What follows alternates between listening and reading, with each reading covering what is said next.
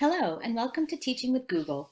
My name is Janine Diddle-Uzzi, and I'm Director of Faculty Programs at the Associated Colleges of the South. In this installment of my web tutorial, I'll introduce you to the concept of the Google community. What you see here is a Google community I created for the class What Would Antigone Do? And you see the title here at the left. This was Classics 384, and I offered this in the fall of 2014. A Google community is something like a learning management system and also something like a social media site. Students experience it a lot like Facebook. They can post and comment and like or plus one other people's posts. They can also find documents and other things linked to the site, and they can upload videos, texts, and full essays.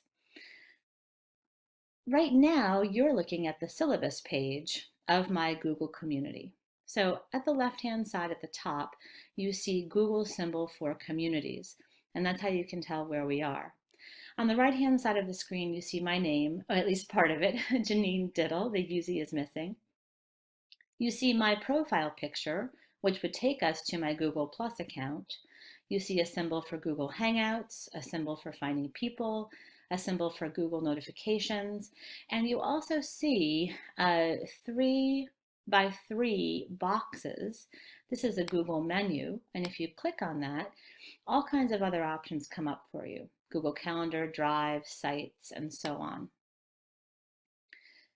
This is the goal of this web tutorial, to help you create a community page where you could offer a course.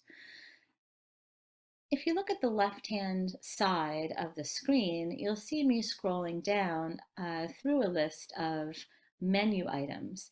At the top, you'll see all posts. These are all posts that everyone has made in the community from the beginning of the course. You see JDU announcements. This is the site where I would post any announcements for the course, and I tried to post something at least once a week and sometimes more. Highlighted, you see syllabus. And this is where I started, on our syllabus link.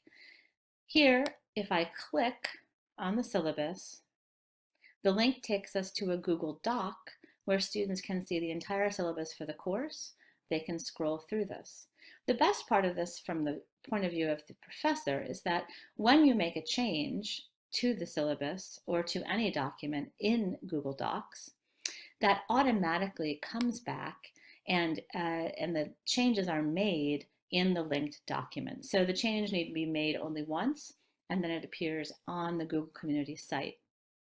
Continuing down on the left-hand side, you can see that I've posted weekly schedules. So every week, students can find their assignments. We'll click on week 14 just so you can see. So in addition to the syllabus, students can look at a week-by-week schedule of assignments with due dates. Continuing down, we have technical resources and tutorials.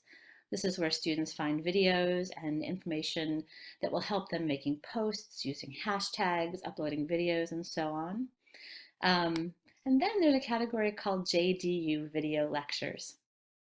This is the page where I posted every video lecture I made for the course.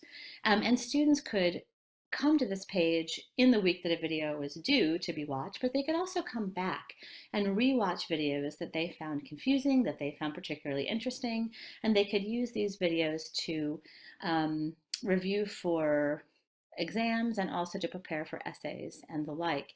The reason I show you this page is because this page allows you to see how dynamic a Google community can be. Each of these was a weekly video that I created for the students. And as you can see, I can make comments where here I say, that's the final one, I promise. I had gone over a bit in my time.